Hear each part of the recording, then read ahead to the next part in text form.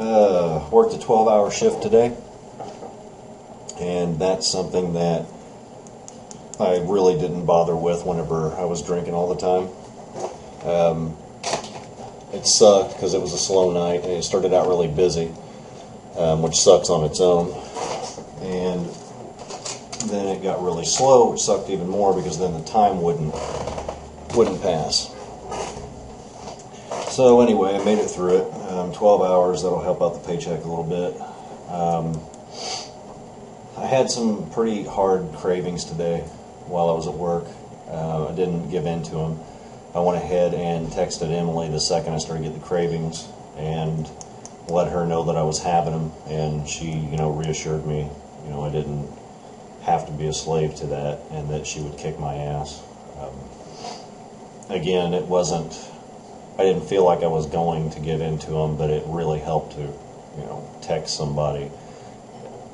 Even though that type of communication is minimal, it still helped. So yeah, I reached out to somebody else rather than thinking about the cravings and letting it bug me. When I first walked in the house, I did have that, not the urge, but that sort of force of habit where you walk into the house and you immediately go to the fridge and grab a beer. That's what I started to do, and then once I got to the fridge, the chain of thought kind of broke, and I reached in and grabbed tea. It wasn't sort of a conscious, oh hey, you can't drink, or you won't drink, or you don't have to drink. It wasn't anything like that. It's just that thought popped in my head, or that feeling popped in my head, and as I got to the refrigerator, it just changed, and I opened the door knowing I was going to grab tea and not grab beer. So last week or a couple days ago, I found a thing of vodka in the freezer that we've had for a while behind all the ice cube trays and crap like that. It had what would have been about, I don't know, a shot, if even that, of vodka left in the bottom of it. I just tossed it. I've never been one for hard booze, so that really wasn't a temptation. But still, I didn't want the alcohol there, so I went ahead and tossed it out. And I did it without any pain or, without any anxiety. I just tossed it in the trash and took the trash out, and that was that. But I'm still going pretty good. I'm still got energy. I'm starting to sleep a whole lot better at night now. I'm getting, my 8 hours in, or on the days where I don't get 8 hours.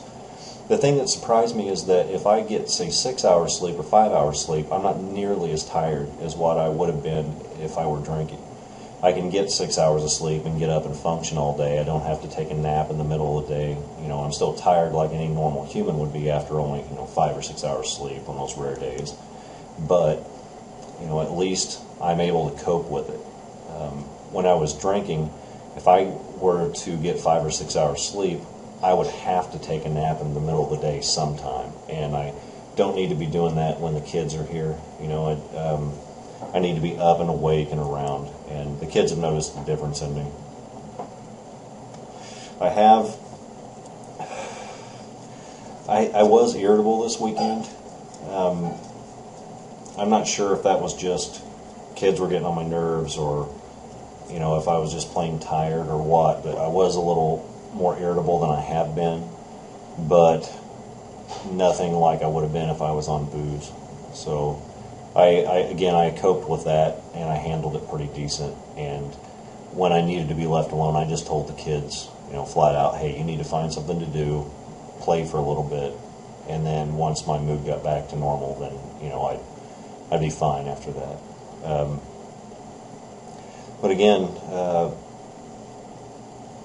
I've been feeling a lot better. And for those of you who've slipped, I've read a couple posts where the guys have slipped, and the other people who aren't taking part in it, the non-drinkers that are there supporting us, they're right when they say that, it's not the end of the world.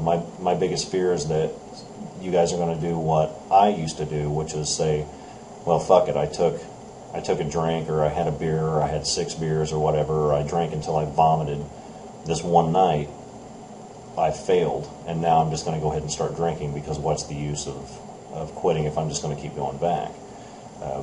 That is one of those things that the alcoholism does to you. It tricks you into thinking that that you've failed, and that if you failed, now you just go straight back to the lifestyle you were doing, and that's not healthy at all. You're going to kill yourself. You are going to have kids, or your mom or your dad, or your girlfriend or your wife, who are going to miss you when you're gone because of this shit. So make sure that you're not calling this quits. Make sure that you're not using this as the period at the end of the sentence and say, well, I tried, but I failed. No, you had a slip. It doesn't mean it's the end of quitting. You can pick up and start again. You fucked up, so, let's not do it again tomorrow. Let's not do it again the next day and start your count from scratch. You're doing good. You're doing really good. I mean, I've kept track of all those people on that thread, and they're doing amazing. I'm really, really proud of all you guys.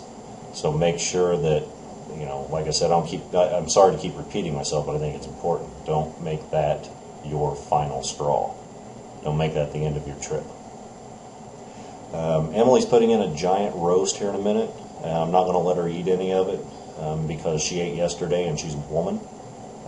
She will cook, but she's not allowed to eat until I've had my fill, and I'm going to eat it all.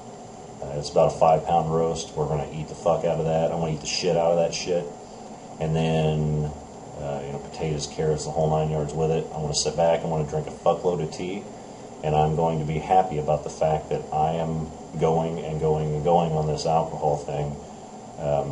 And I'm still living a much better life than what I was living when I was drinking. Everybody around me's benefited by my quitting. And I need to keep that one important point in mind. It's not just benefiting me, it's benefiting everyone that's around me. So, again, my offer to all of you people who are quitting, if you're not comfortable talking to that thread, PM me. I will PM you back, I'll read your stuff, and I'll give you my advice. If you don't want my advice, you just want somebody to vent to, feel free. It's fine. That's what the PMs are for. It doesn't cost you a damn thing. Just get a hold of me. They have also set up, it looks like on this other computer, they have set up a room in IRC for Alcoholics Anonymous.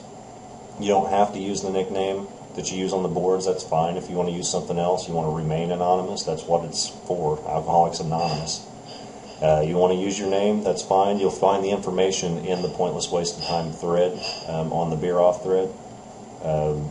It looks like it is, you'll have to get the information off of the thread because I don't remember what address you're going to have to use. I know that once you get there, it's just # PWOTAA.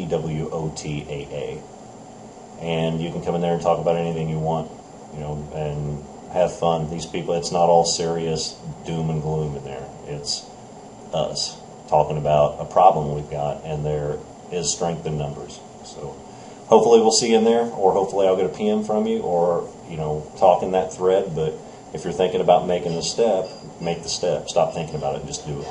You'll be happy that you did. A lot of other people will be happy that you did as well. I'll see you guys tomorrow night.